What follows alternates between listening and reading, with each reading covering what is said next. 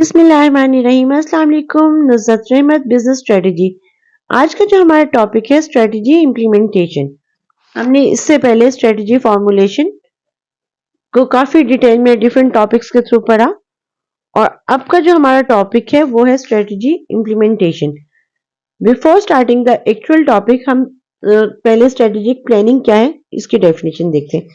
Strategic planning has taken on now importance in today's world of globalization, deregulation, advancing technology and changing demographic and lifestyle. कि आप planning करने के लिए सबसे important part जो आता है कि ग्लोबलाइजेशन में फैक्टर्स आते हैं, डीरेगुलेशन, एडवांस टेक्नोलॉजी का बहुत इम्पैक्ट आ गया है, डेमोग्राफिक और लाइफस्टाइल बहुत हद तक चेंज हो गया है। अगर हम लाइफस्टाइल की सिर्फ बात करें तो देखिए जो हम पहले फॉर्मुलेशंस और डिफरेंट चीजों में सोशल फैक्टर्स भी पढ़ चुके हैं कि बहुत हद तक अगर कहा जाए ना कि टोटल आपका क्लॉक ही चेंज हो गया है कि जो पहले लाइफस्टाइल था और जो अब है it's entirely change. Strategic planning is a process in which an organization leaders define their vision for the future and identify their organization goals and objectives. The process includes establishing the sequence in which those goals should be realized so that the organization can reach the stated vision. Strategic planning में हम देखते हैं कि of course जो organisational leaders होते हैं वो define करते हैं विजन को और उसके बिहाफ पे ऑर्गेनाइजेशन के सब जो ऑब्जेक्टिव और गोल्स होते हैं वो डिफाइन किए जाते हैं और उस प्रोसेस के थ्रू फिर ऑर्गेनाइजेशन के विजन को अचीव किया जाता है। अब हम यहाँ पे पढ़ते हैं कि जी स्ट्रेटेजिक प्लानिंग जो थिंकिंग स्ट्रेटेजिकली है वो क्या है। Answer to the following define an overall direction for the organisation's grand strategy कि आपको एक प्रॉपर आंसर्स डिफाइन किए जाते हैं ओवरऑल डायरेक्शन के कि ऑर्गेनाइजेशन की ग्रैंड स्ट्रेटेजी है क्या। Where is the organisation now कि where are you standing right now, where does the organisation want to be, organisation कहाँ उसका विजन क्या है, वो क्या अचीव करना चाहती है। What change are among competitors कि क्या चेंजेस हैं कंपेटिटर्स के दरमियान में। What courses of action will help us achieve our goals, क्या कोर्स ऑफ एक्शन होना चाहिए ऑर्गेनाइजेशन के गोल्स को अचीव करने के लिए। Strategic management set of decisions and actions used to implement strategies that will provide a competitively superior fit between the organization and its environment so as to achieve organizational goal. Decisions और actions का जो combination है जो आपस में उनका strategies implementation को हम किस वे से कामयाब कर सकते हैं। डिसीजंस और एक्शन का जो कॉम्बिनेशन पार्ट है वो स्ट्रेटेजिक इम्प्लीमेंटेशन में यूज होता है ऑर्गेनाइजेशन के गोल्स को अचीव करने के लिए और ये रिस्पॉन्सिबिलिटी होती है top managers and chief executive की। जो है वो किस टाइप के क्वेश्चंस पूछते हैं नॉर्मली इन स्ट्रेटेजिक इम्प्लीमेंटेशन को इम्प्लीमेंट करने के लिए, एक्शंस लेने के लिए, डिसीजंस लेने के लिए। What changes and trends are occurring, what are our customer, what product or service should we offer, how can we offer these product or service most efficiently। Grand strategy की जो हम definition देखते हैं, grand strategy is the art of developing and applying diverse forms of power in an effective and efficient way to try to purposefully change the relationship existing between two or more intelligent and adaptive entities. General plan of major action to achieve long-term goals consists of three general categories. Falls into three general categories: growth, stability, retrenchment. A separate grand strategy can be defined for global operations. Grand strategy को हम further define करते हैं. Growth can be promoted internally by investing in expansion or externally by acquiring additional business divisions. Internal growth is equal to can include development of new or change products. External growth typically involves diversification minus business related to current product lines or into new areas. Second point आता है stability का. Sometime called a pause strategy means that the organization wants to remain the same size or to grow slowly and in a controlled fashion. हम अक्सर देखते हैं कि जब हमें लगता है कि ऑर्गेनाइजेशंस में कुछ नहीं हो रहा, स्मूथ चल रहा है, कोई बहुत लाइक इन आउट चीजें नहीं हो रही, कोई न्यू इंडक्शंस नहीं चीजें हो रही, न्यू प्रोडक्ट इंट्रोड्यूस नहीं की जा रही, इंटरनल और एक्सटर्नल ग्रोथ के फैक्टर्स हमें नजर नहीं आ रहे होते, तो वो ऑफ कोर्स पॉज फैक्टर होता है जो ऑर्गेनाइजेशंस के लिए बहुत बेस्ट होते हैं. उसमें ऑर्गेनाइजेशंस बहुत कुछ सोचती हैं कि आगे फर्दर प्लानिंग्स क्या करनी है, क्या करना है, किस चीज को ऐड करना है, किस बिजनेस को थोड़ा सा कम करना है. रिटेंचमेंट जैसे नाम से ही पता चल रहा है कि जी किसी चीज से आपने जान छुड़ानी है. The organisation goes through a period of forced decline by either shrinking current business and units or selling. Globalization strategy treats world as a single global market, standardize global product advertising strategies. Transactional strategy seek to balance global efficiencies and local responsiveness, combine standardization and customization for product advertising strategies. Export strategy. Export strategy domestically focused. Export a few domestically produced products to selected countries. Multi-domestic strategy. Handle markets independently for each country. Adopt product advertising to local taste and needs. इस globalisation वाले जो factory में हम देखते हैं, vertical हम need global integration and on the horizontal side need for national responsiveness. उसमें हम लोकल मार्केट को, लोकल डोमेस्टिक को देख रहे होते हैं और वर्टिकल में हम ग्लोबलाइजेशन को देख रहे होते हैं और उसके अकॉर्डिंग हम डिसीजंस ले रहे होते हैं. Globalisation product design and advertising strategies are standardised around the world. Multi domestic adopt product and promotion for each country. Transactional combine global coordination with flexibility to meet specific needs in various countries. Strategy का purpose क्या? The plan of action that prescribe resource allocation and other activities to dealing with the environment, achieving a competitive advantage that helps the organization attain its goal. Basically जैसे हमने पहले एक chapter में, बल्कि हर दफा अगर हम नोट करें तो डिस्कस किया था कि resource allocation it's a basic concept कि अगर सही रिसोर्स एलोकेशन नहीं होगी तो आपका जो फाइनल गोल है वो अचीव नहीं हो सकता, क्योंकि ना तो आप कंपेटिटिव एडवांटेज को मीट कर सकते हैं, ना आप इन्वायरमेंटल चीजों को डील कर सकते हैं. अगर इन केस इन्वायरमेंटल वाले पर्सन को आप लगा दें मार्केट वाली साइड पे, सो ऑफकोर्स आपका सारा प्लान डिस्टर्ब हो जाएगा. इसी तरह आप कंपेटिटिव वाला यानी कि मार्केट वाले पर्सन को आप एनवायरमेंटल साइड पे लगा दें तो ऑफ कोर्स आप अपने फाइनल गोल को अचीव नहीं कर सकते. रिसोर्स एलोकेशन इस पॉइंट से बहुत इंपॉर्टेंट फैक्टर है. Strategies focus on core competencies, developing synergy, creating value for customer. हम यहाँ पर मजीद फर्दर देखते हैं 3 levels of strategy in organisation कि कौन से 3 लेवल हैं स्ट्रेटजी के जो ऑर्गेनाइजेशंस में यूज होते हैं. Corporate level strategy, what business are we in, कि हमारा बिजनेस क्या है. बिजनेस लेवल स्ट्रेटजी क्या है. हाउ डू वी कम्पीट, इसमें आपके बिजनेस के डिफरेंट यूनिट्स होंगे, textile unit, chemical unit, auto part unit. Functional level strategy, how do we support the business level strategy. Finance, R&D, manufacturing, market.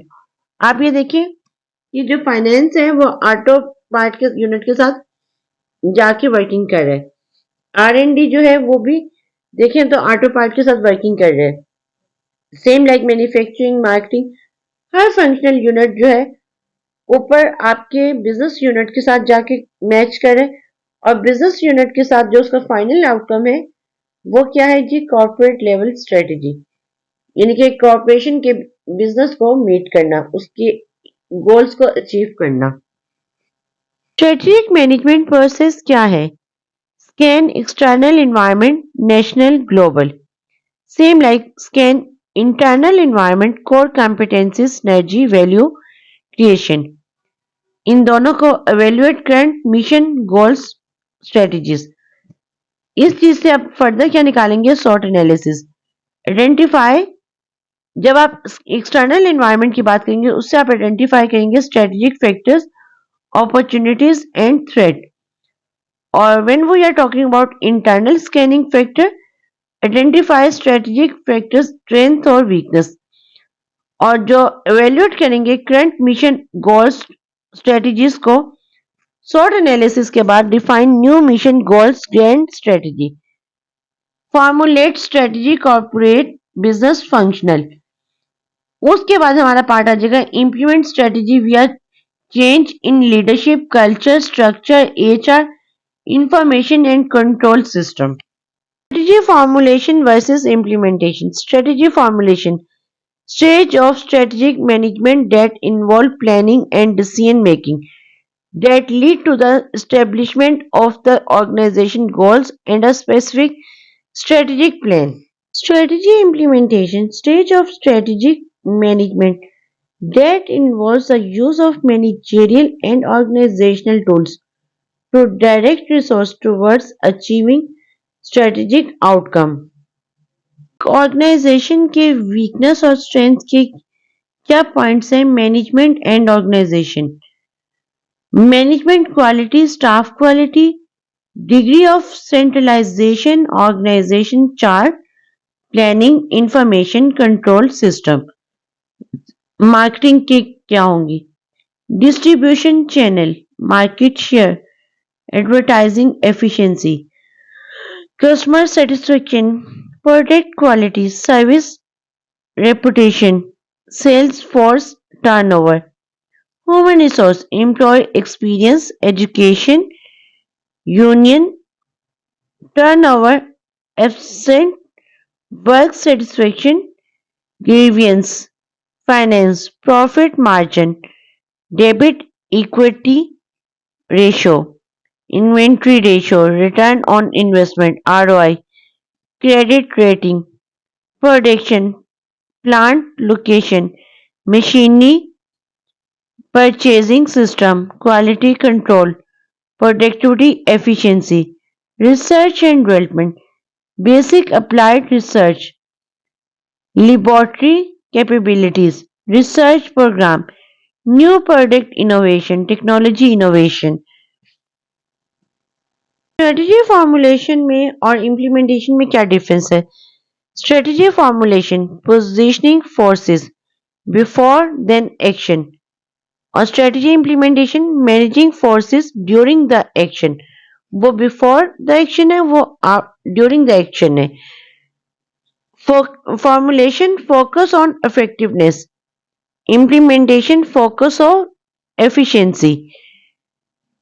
Strategy formulation primarily intellectual, primarily operational, जो implementation part है वो operational होगा। Formulation part जो है requires good intuitive and analytical skills. On the other side, implementing part requires special motivation and leadership skills. Formulation requires coordination among a few people. On the other side, implementation requires coordination among many people. Strategy implementations के जो tools हैं, leadership, structural design, information and control system, human resource. Leadership की हम सबसे पहले बात करेंगे। Leadership, persuasion, motivation, culture, values, human resource, recruitment, selection, transfers, promotions, training, lay off. Third one, information and control system, pay, reward system, budget, allocation, information system, rules, procedures.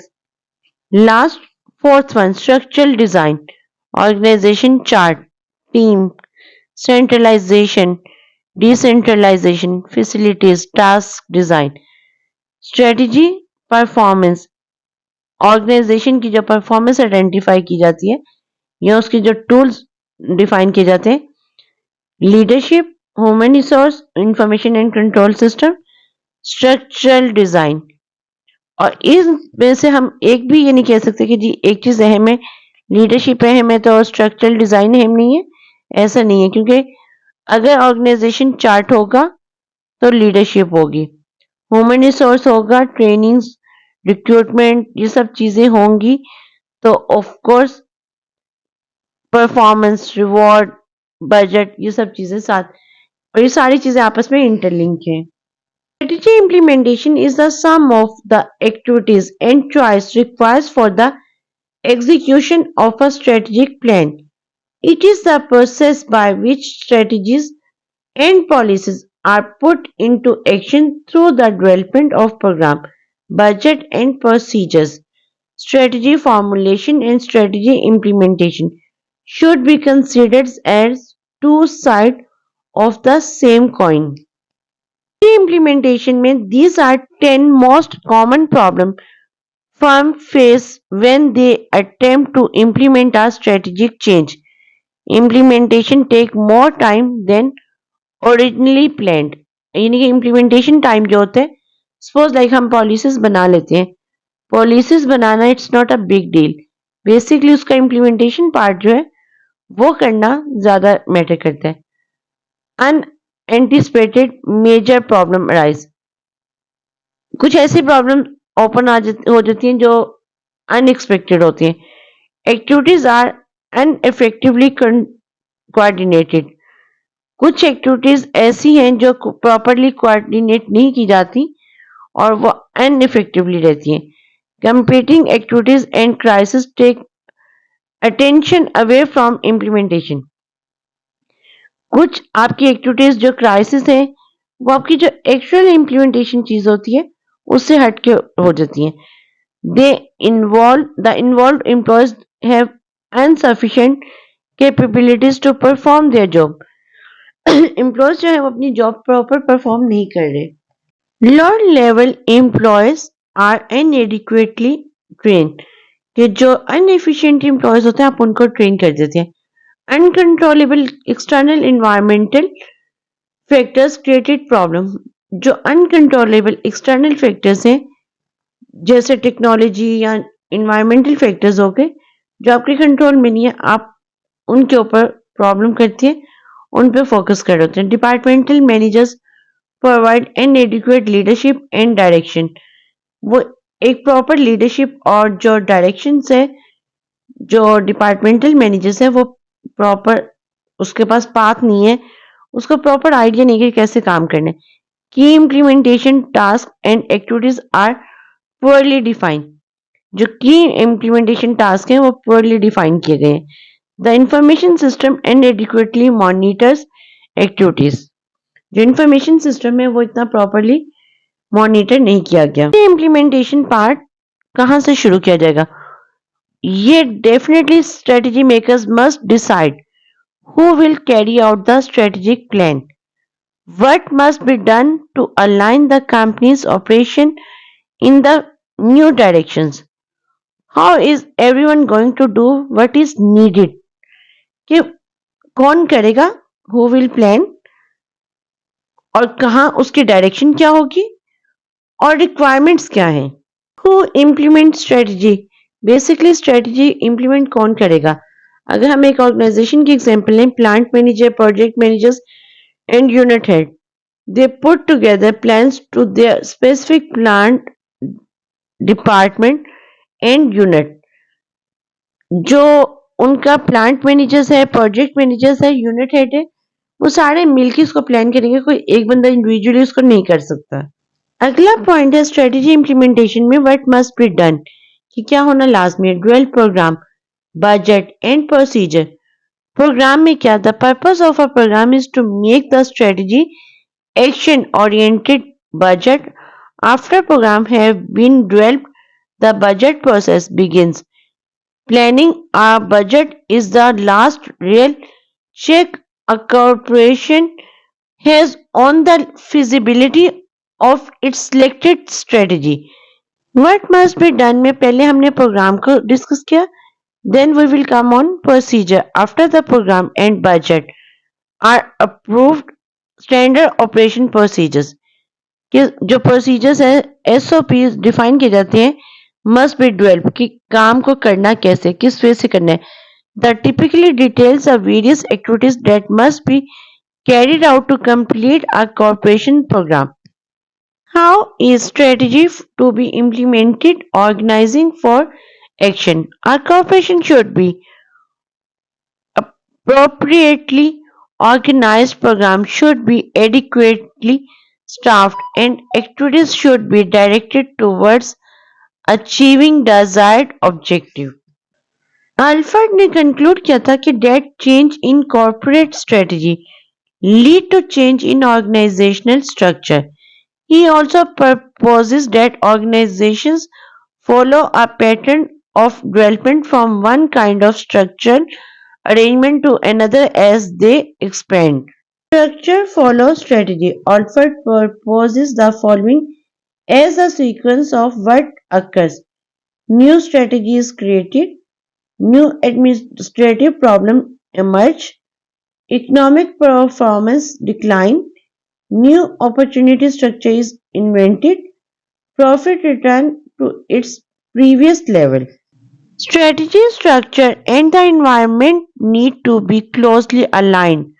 Otherwise, organizational performance will likely suffer. There is no rule about an optimal organizational design. The journal conclusion seems to be that firms following similar strategies in similar industries tend to adopt similar structures. Stages of corporate development.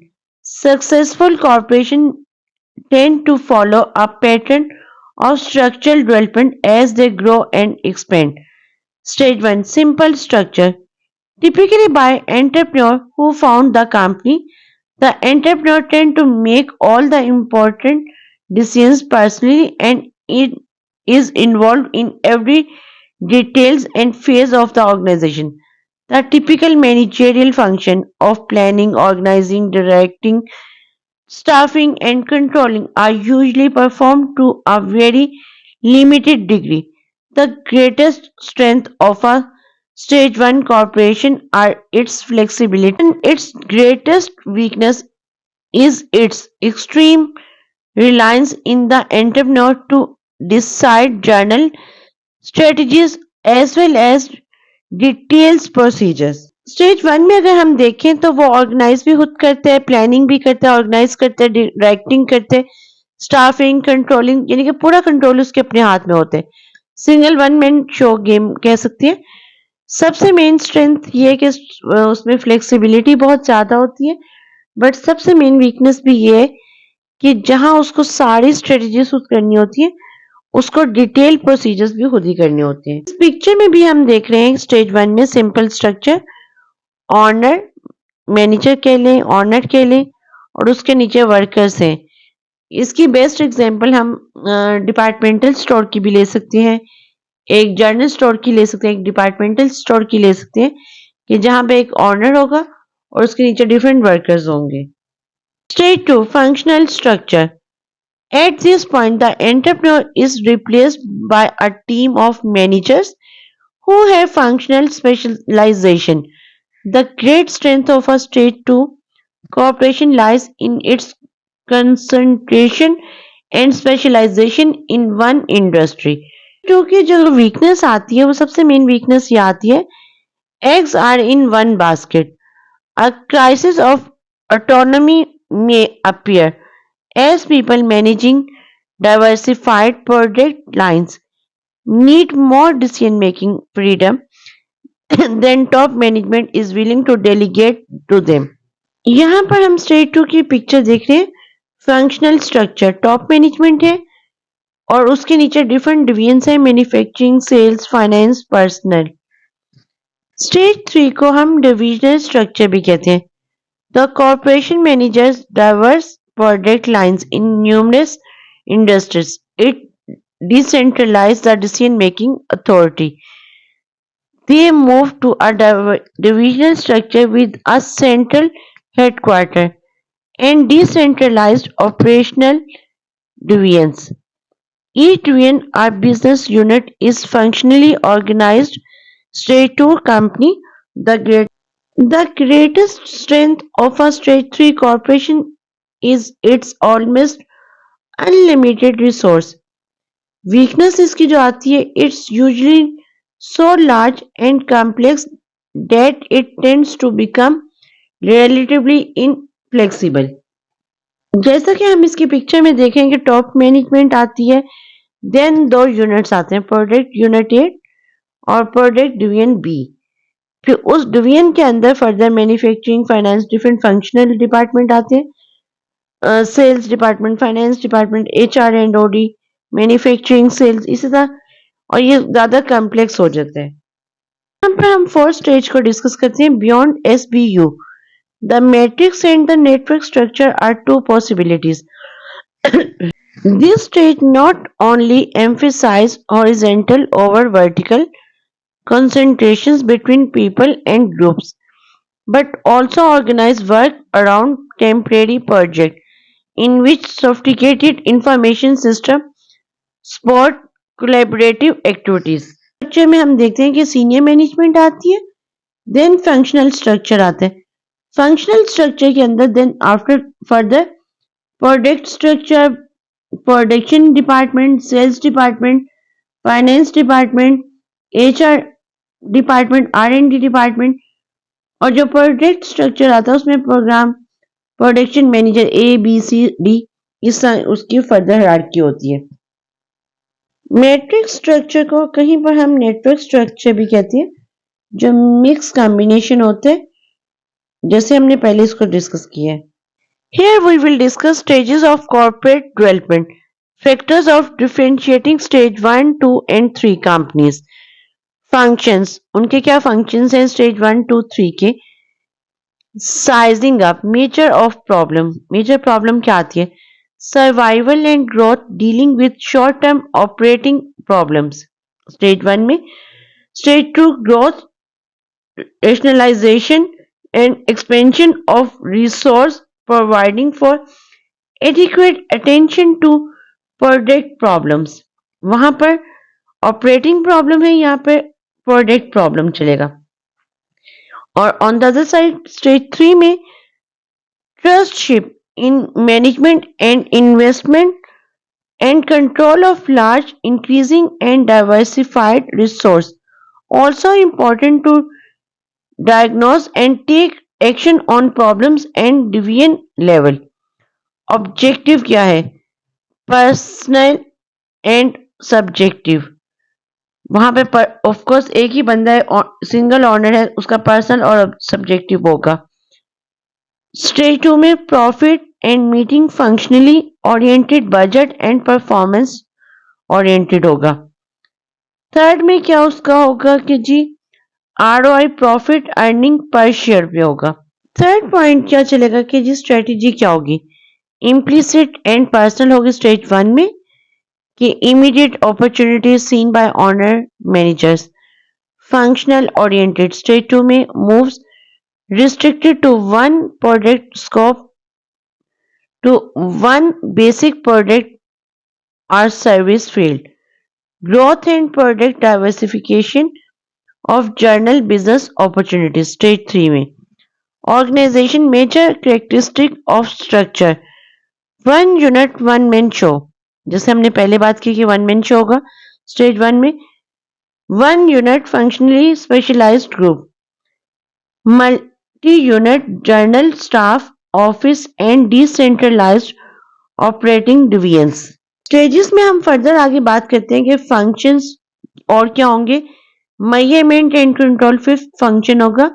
Stage 1 में personal subjective control based on simple accounting system and daily communication and observation. Stage 2 में control grow beyond one person, assessment of functional operations necessary, structured control system होगा।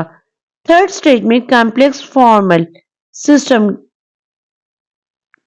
Measurement and control के third stage में अगर हम देखें तो complex formal system geared to comparative assessment of performance measure, indicating problems and opportunities and assessing management ability of doing managers. 6 point आएगा यहाँ पे की परफॉर्मेंस इंडिकेटर फंक्शंस जो हम डिफरेंट स्टेजेस के फंक्शंस की बात करें. स्टेज 1 में personal criteria relationship with owner operating efficiency ability to solve operating problems. Stage 2 में functional and internal criteria such as sales performance compared to budget size of empire status in group personal relationship. More impersonal application of comparisons such as profit ROI, ratio sales market share, productivity, product leadership, personal development, employee attitude, public responsibility. Reward punishment system. Informal, personal, subjective, used to maintain control and divide small pool of resource to provide personal incentive for key performance. ये stage 1 का होगा. Reward system कैसा होगा? More structured, usually based to a greater extent on agreed policies as personal opinion and relationship. ये stage 2 का होगा. Stage 3 का onwards by due process of wide variety of different rewards and punishment on a formal and systematic basis.